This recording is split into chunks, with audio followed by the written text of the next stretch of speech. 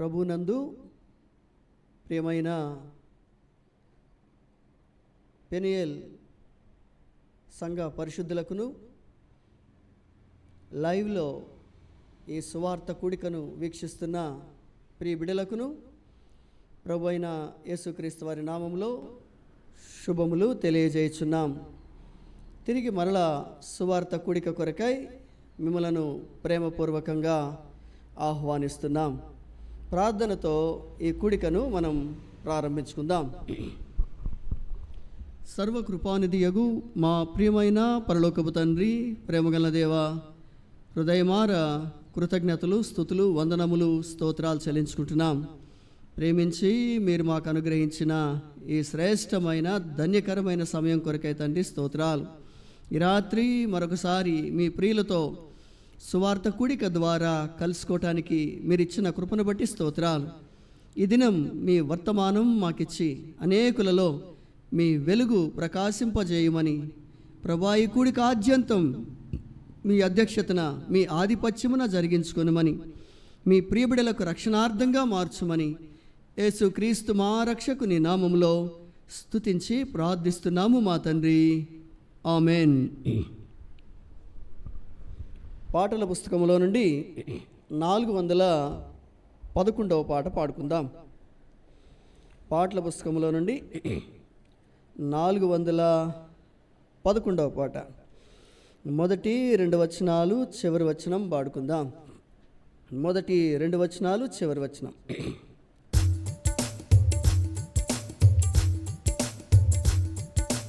తెరువబడియున్నది కృపద్వారము, త్వరపడి రమ్మని పిలచెనెసు. తెరువబడియున్నది కృపద్వారము, త్వరపడి రమ్మని పిలచెనెసు. ఎవరును నశింపవలదని ఓరిమి ప్రభువు వహించును. ఎవరును నశింపవలదని ఓరిమి ప్రభువు వహించును. మారు మనసు పొందు సమయమిదే, మక్కువతో ప్రభువు పిలుచుచున్నాడు. మారు మనస్సు పొందు సమయమిదే, మక్కువతో ప్రభువు పిలుచుచున్నాడు. తెరువబడియున్నది కృపద్వారము, త్వరపడి రమ్మని పిలచెనెసు. తెరువబడియున్నది కృపద్వారము, త్వరపడి రమ్మని పిలచెనెసు. వారము తెరువబడియుండగా దయచూపి నిన్ను రమ్మనే ప్రభువు. ద్వారము తెరువబడియుండగా దయచూపి నిన్ను రమ్మనే ప్రభువు. దీనిని నీవు అంగీకరించిన దేవుని దీవెనలు పొందెదవు. దీనిని నీవు అంగీకరించిన దేవుని దీవెనలు పొందెదవు. తెరువబడియున్నది కృపద్వారము, త్వరపడి రమ్మని పిలచెనెసు. తెరువబడియున్నది కృపద్వారము, త్వరపడి రమ్మని పిలచెనెసు. వెళ్ళగోరియున్న సిద్ధపడవలెను, యేసు రక్తమందు శుద్ధి కావలెను. వెళ్ళగోరియున్న సిద్ధపడవలెను, యేసు రక్తమందు శుద్ధి కావలెను. ఘనముగా మీరు ప్రవేశింపవలెను, మన తండ్రి యొక్క పూర్ణ సంకల్పమిదే. ఘనముగా మీరు ప్రవేశింపవలెను, మన తండ్రి యొక్క పూర్ణ సంకల్పమిదే. తెరువబడియున్నది తెరువబడియున్నది కృపద్వారము, త్వరపడి రమ్మని పిలచెనెసు. తెరువబడియున్నది కృపద్వారము, త్వరపడి రమ్మని పిలచెనెసు.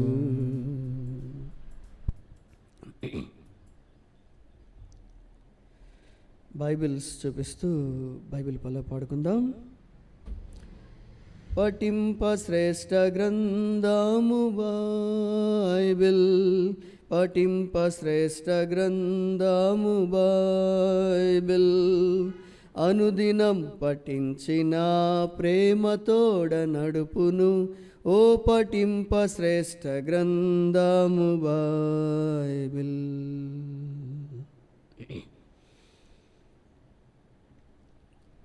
ఈ రాత్రికాల సువార్త కూడిక నిమిత్తమై బైబిల్ గ్రంథములో నుండి ఒక వచనాన్ని చదువుకుందాం.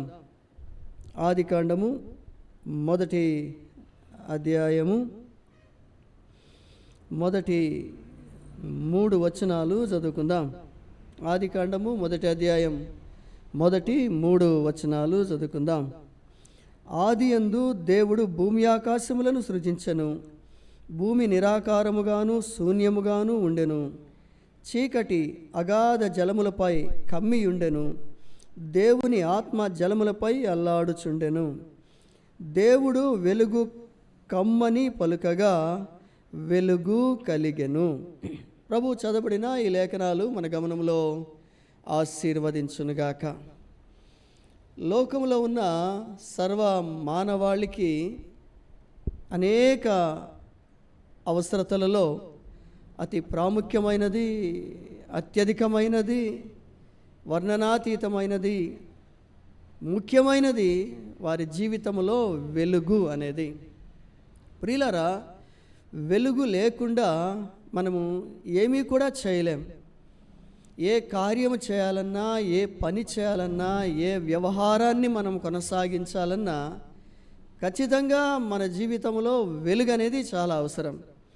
ప్రప్రథమంగా దేవుడు తన నోరు తెరచి మొట్టమొదటిసారి పలికిన మాట, దేవుడు చూడండి, ఇక్కడ మనం చూస్తాం, వెలుగు కమ్మని పలుకగా వెలుగు కలిగెను. మొట్టమొదటిసారి సర్వ సృష్టికర్త అయిన దేవుడు, సర్వోన్నతుడగు దేవుడు మొదటిగా తన నోట్లో నుంచి వచ్చిన మాట వెలుగు అని.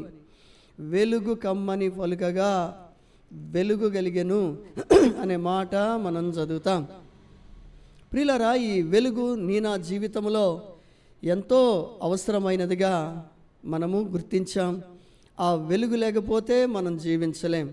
ఒక్కొక్కసారి పగటిపూట కూడా మనకి వెలుగుతో చాలా అవసరత ఉంటుంది. దాని కొరకై విద్యుత్ దీపాలను మనము ఉపయోగిస్తూ ఉంటాం. ప్రియులారా, ప్రకృతిలో మిడుగుడు పురుగులు అని చెప్పి మనం చూసే ఉంటాం. అవి వెలుగి ఆరిపోతూ ఉంటాయి, ఎగురుతూ ఉంటాయి. రాత్రిపూట అవి ఎగురుతున్నప్పుడు చూడముచ్చటగా చాలా ఆకర్షణీయంగా కనిపిస్తాయి. ఈ మిడుగుడు పురుగులు వాటి రసాయనిక చర్య వల్ల, లోపల వాటి శరీరంలో జరిగే రసాయనిక చర్య వలన ఆ వెలుగును ఆ విధముగా ఉత్పత్తి చేయగలిగేవిగా ఉంటాయి.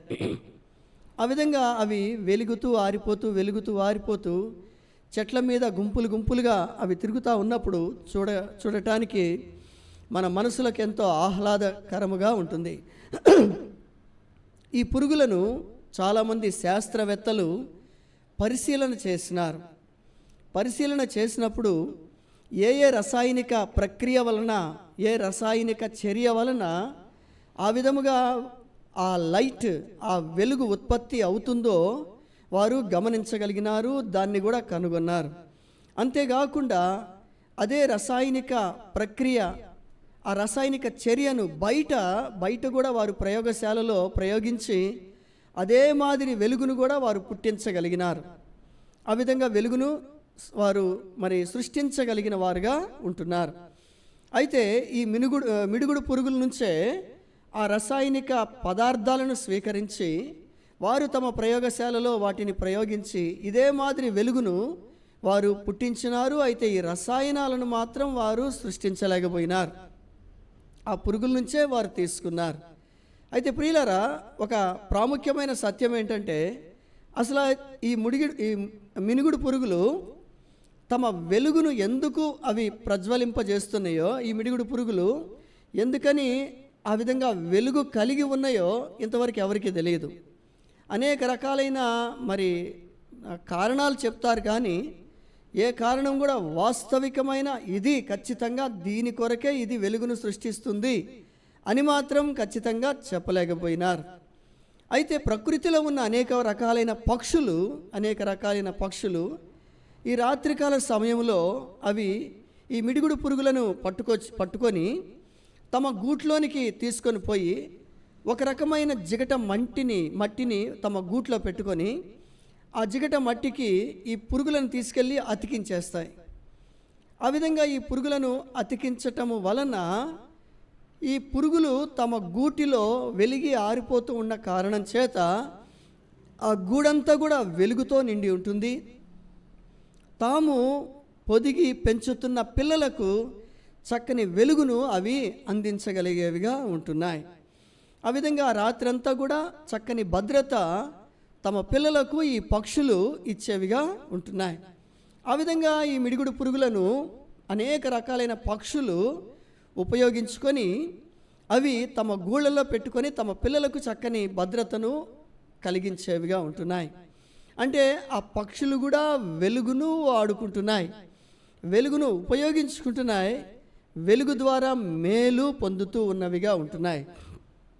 మనం చదువుకున్న ఆదికాండము 1వ అధ్యాయము 3వ వచనములో సర్వ సృష్టికర్త అయిన దేవుడు ఆయన మొదటిగా సెలవిచ్చిన మాట, వెలుగు కమ్మని పలుకగా వెలుగు కలిగిన. ఎందుకని? మానవులను కూడా సృష్టించక పూర్వము, ఈ సర్వ సృష్టిని సృష్టించక పూర్వము వెలుగును ఎందుకని ప్రభు ముందు సృష్టించారు అంటే, ప్రియులరా, అన్ని అవసరతల కంటే, అన్ని అక్కర్ల కంటే వెలుగు అనేది చాలా ప్రాముఖ్యమైన అక్కర, మానవునికి చాలా ప్రాధాన్యమైన అక్కర. ఇది మానవుడు ఎంతవరకు గుర్తించాడో కానీ దేవుడు మొట్టమొదటిసారిగా వెలుగును కలిగించాడు అంటే ఆ వెలుగు లేకపోతే మానవ జీవితమే లేదు అనే పరమార్థం ఇందులో మనకు కనిపించేదిగా ఉంటుంది. ప్రియులారా, మనం నూతన నిబంధనలోకి వెళదాం. క్రొత్త నిబంధన గ్రంథములో యోహాను సువార్త 1వ అధ్యాయం 9వ వచనంలో యోహాను గారు అంటారు, నిజమైన వెలుగుండెను, అది లోకములోనికి వచ్చుచు ప్రతి మనిషిని వెలిగించుచున్నది అని వ్రాయబడినది. నిజమైన వెలుగుండెను. ప్రియులారా, మనం చూస్తున్న అనేక రకాలైన వెలుగులు మనము సృష్టించుకున్నవి తాత్కాలికమైనవి. సూర్యుని నుండి వచ్చే వెలుగు, చంద్రుడి నుండి వచ్చే వెలుగు, మనం విద్యుత్ దీపాల నుండి పొందుతున్న వెలుగు, ఇవన్నీ కూడా అవి తాత్కాలికమైనవే. కానీ ప్రియులారా, బైబిల్ చెప్తా ఉంది, నిజమైన వెలుగుండెను, అది లోకములోనికి వచ్చి ప్రతి మనిషిని వెలిగిస్తుంది. ప్రియులారా, నేను లోకమునకు వెలుగును, నన్ను వెంబడించువాడు చీకటిలో నడవక జీవపు వెలుగు కలిగి ఉండును అని సర్వ సృష్టికర్త అయిన దేవుడు మానవ రూపమెత్తి లోకానికి వచ్చి మానవునిగా యేసుక్రీస్తు నామములో ఈ భూమి మీద జీవించినప్పుడు ఆయన సెలవిచ్చిన ఉన్నతమైన మాట ఇది. ఆయనే ఈ లోకానికి, లోకములో ఉన్న మానవులకు వెలుగై ఉంటున్నాడు.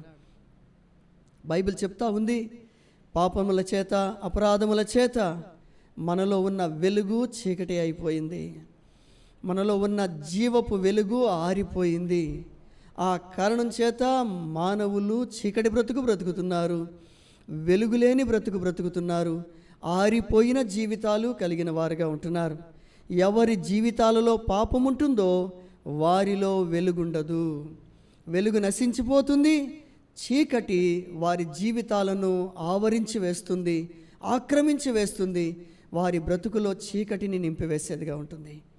ఇలాంటి పాప భయంకరమైన శాపము నుండి సర్వ సృష్టికర్త అయిన దేవుడు మనల్ని విడిపించి వెలుగు సంబంధులుగా వెలిగించాలనే ఉద్దేశంతోనే ఈ లోకానికి ఆయన వెలుగుగా వచ్చిన వానిగా ఉంటున్నాడు. ప్రభువైన యేసుక్రీస్తు ఈ సర్వ సృష్టికి వెలుగై ఉంటున్నాడు. అంతేకాదు ప్రియులరా, ఆయన నిజమైన వెలుగై ఉంటున్నాడు. అనగా ఒక మానవ జీవితాన్ని వెలిగించగలిగిన సామర్థ్యం కలిగిన నిజ వెలుగు సర్వ సృష్టికర్త అయిన ప్రభు అయిన యేసుక్రీస్తు వారై ఉంటున్నారు. ఆ ప్రభు అయిన యేసుక్రీస్తు వారిని నీ చీకటి బ్రతుకులోనికి నీవు ఆహ్వానిస్తే అనేక రకాలైనవి నీ జీవితాన్ని చీకటమయం చేసేస్తుంటుండగా, వెలుగు లేకుండా చేసేస్తుంటుండగా, వెలుగును ఆర్పివేసి ఉంటుండగా, ఆ ఆర్పివేయబడిన ప్రతి స్థలములో కూడా ఆయన ప్రకాశించాలని, ఆ చీకటిని వెలుగుగా మార్చివేయాలని, వెలుగు సంబంధులుగా నిన్ను చేయాలని, నీ జీవితాన్ని వెలిగించాలని, ఒక వెలుగు నీ జీవితంలోనికి తీసుకొని రావాలని, శుభప్రదమైన నిరీక్షణ నీకు ఇవ్వాలని, నిన్ను ప్రకాశింపజేయాలని, ఆశీర్వదించాలని ఆయన వెలుగుగా ఈ లోకానికి వచ్చినాడు. ప్రియులారా, ఆ వెలుగుని గనక నీ హృదయంలోనికి ఆహ్వానిస్తే, నీ చీకటి బ్రతుకును ప్రభు దగ్గర ఒప్పుకుంటే, యోహాన్ రాసిన మొదటి పత్రికలో 1వ అధ్యాయం 9వ వచనంలో మనమందరం ఎరిగిన ఒక వాక్యం ఉన్నది. మన పాపములను అనగా మన చీకటి బ్రతుకును మనము ఒప్పుకుని ఎడల ఆ సర్వ సృష్టికర్త అయిన వెలుగుదేవుడు మన పాపములను క్షమించి సమస్త దుర్నీతి నుండి మనలను పవిత్రులనగా వెలుగుగా ఆయన చేయగలడు. ఈ రాత్రే ఆ ప్రభు సన్నిధిలో నీ చీకటి అంతా కూడా ఒప్పుకో, నీ అంధకారం అంతా ఒప్పుకో, నీ పాప బ్రతుకంతా కూడా ఒప్పుకో. నీకు మనశ్శాంతి లేకుండా, నెమ్మది లేకుండా, సంతోషం లేకుండా, సమాధానం లేకుండా చేసిన చీకటి కార్యములన్నిటినీ కూడా, అపవిత్రమైన కార్యములన్నిటిని కూడా, అసహ్యమైన కార్యములన్నిటిని కూడా ప్రభు దగ్గర ఒప్పుకో. ఒప్పుకున్న ప్రతి పాపాన్ని, ప్రతి చీకటిని ఆ సర్వ సృష్టికర్త అయిన దేవుడు క్షమించి తాను సిలువలో నీ కొరకు నా కొరకు చిందించిన పరిశుద్ధ రక్తము ద్వారా కడిగి శుద్ధీకరిస్తున్నాడని విశ్వాసము ద్వారా నమ్ముట నీ వలనైతే నీకు సమస్తము సాధ్యమే. చీకటి నుండి విడిపించబడగలవు. వెలుగుమయముగా నీ జీవితాన్ని ఆయన మార్చగలడు, నిన్ను వెలిగించగలడు. నా ప్రియ స్నేహితుడా, సోదరి, ఒక సామాన్యమైన చిన్న జీవి, పక్షులే తమ గూటిలో తాముకు తమ పిల్లలకు వెలుగు కావాలని ఈ మిడుగుడు పురుగులను తెచ్చుకొని పెట్టుకుంటుండగా, వెలుగులో ఉండాలని అవి ఆశిస్తుంటుండగా, వెలుగు కలిగి ఉండాలని అవి ఆశిస్తుంటుండగా, చీకటి అయిపోయిన నీకు వెలుగు కావాలని అనిపించటం లేదా? ఆరిపోయిన నీ జీవితంలో వెలుగు తెచ్చుకోవాలని నీకు అనిపించటం లేదా? అంధకారం అయిపోయిన నీ బ్రతుకును ప్రకాశమానముగా మార్చుకోవాలని నీకు అనిపించటం లేదా? ఎంతకాలం ఈ చీకట్లో బ్రతుకుతావు? ఎంతకాలము అంధకార బ్రతుకుతావు? దీనివల్ల నీకు ఏ క్షేమము లేదు, ఏ సంతోషము లేదు, ఏ ఆనందము లేదు. అంత చీకటి అయిపోయింది. కనుక వెలుగుగా వచ్చిన నిజమైన వెలుగు ఉండెను, అది లోకములోనికి వచ్చి ప్రతి మనిషిని వెలిగిస్తుంది. నిన్ను కూడా వెలిగించాలనుకుంటున్నాడు ప్రభు. ఈ రాత్రి ఆ వెలుగును నీలోనికి ఆహ్వానించి చూడు. ఆయనను నీ హృదయంలో చేర్చుకొని చూడు. నీ హృదయంలోనికి ఆయనను ఆహ్వానించు. నీ హృదయంలో ఆయనకు చోటివ్వు. చెప్పనసఖ్యమును మహిమాయుక్తమైన సంతోషాన్ని ఆ ప్రభురక్షకుడు నీ జీవితంలో కృమ్మరించగలడు. నీ చీకటి అంతా కూడా తీసివేసి వెలుగు సంబంధిగా నిన్ను మార్చగలడు. ఒక గొప్ప సంతోషాన్ని, ఒక గొప్ప ఆనందాన్ని, ఒక ప్రకాశమానమైన జీవితాన్ని ఆ ప్రభు నీకు ప్రసాదించగలడు. అట్టి జీవితము నీకు కావాలా? ఈ రాత్రే నీ ఉన్న చోటునే, ఉన్న పాటినే ఆ ప్రభు అయిన యేసుక్రీస్తు వారిను నీ హృదయంలోనికి ఆహ్వానించి, నీకు ఊహొచ్చిన కాడి నుండి, నీకు తెలిసిన కాడి నుండి, నీకు దేవునికి విరుద్ధముగా నీవు చేసిన ప్రతి పాపాన్ని, ప్రతి చీకటి కార్యాన్ని స్పష్టంగా ప్రభు దగ్గర ఒప్పుకుంటున్న ప్రతి పాపాన్ని సిలువలో కార్చిన తన శ్రేష్టమైన రక్తం ద్వారా ఆ ప్రభు కడిగి తీసివేస్తున్నాడని విశ్వాసం ద్వారా నమ్ము. నీ జీవితంలో ప్రతి పాపము తుడిచివేయబడి ఆత్మతో నింపబడతావు. వెలుగు జీవితాన్ని కలిగి ఉంటావు. సంతోషంగా ఈ భూమి మీద జీవించినంతకాలం జీవించగలవు, నీవు నీ కుటుంబం. అంతేకాదు నా ప్రియ స్నేహితుడ, సోదరి, ఈ లోకాన్ని విడిచిన తర్వాత శాశ్వత వెలుగులోనికి దేవుడు నిన్ను ఆహ్వానించి తీసుకొని వెళ్ళగలడు. నిత్య జీవాన్ని నీకు ప్రసాదించగలడు. అట్టి కృప ఆ సర్వశక్తి కలిగిన దేవుడే నీకు ప్రసాదించునుగాక. మీ కొరకు మేము ప్రార్థన చేస్తాం.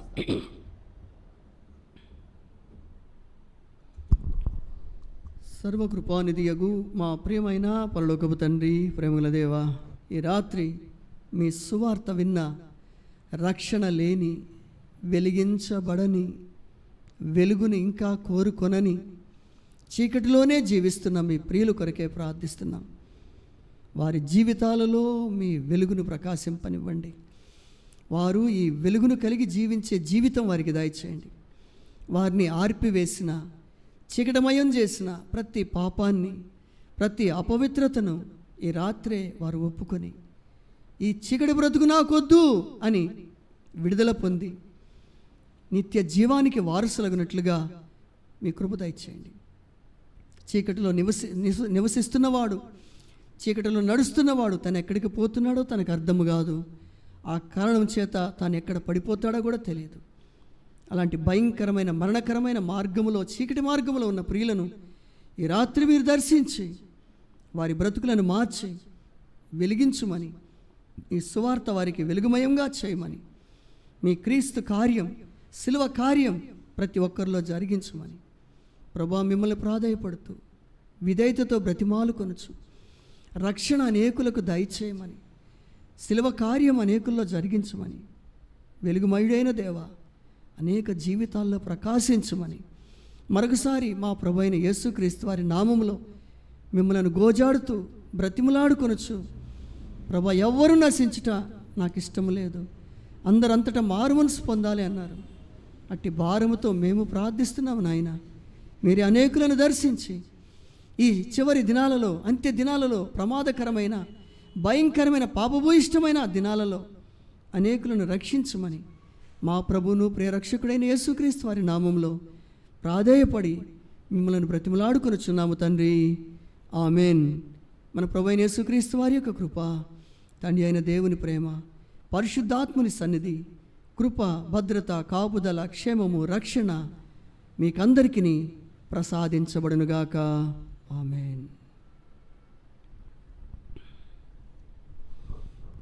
మీకందరికీ ప్రభు అయిన యేసుక్రీస్తు వారి నామములో శుభములు. ప్రైజ్ లాడండి.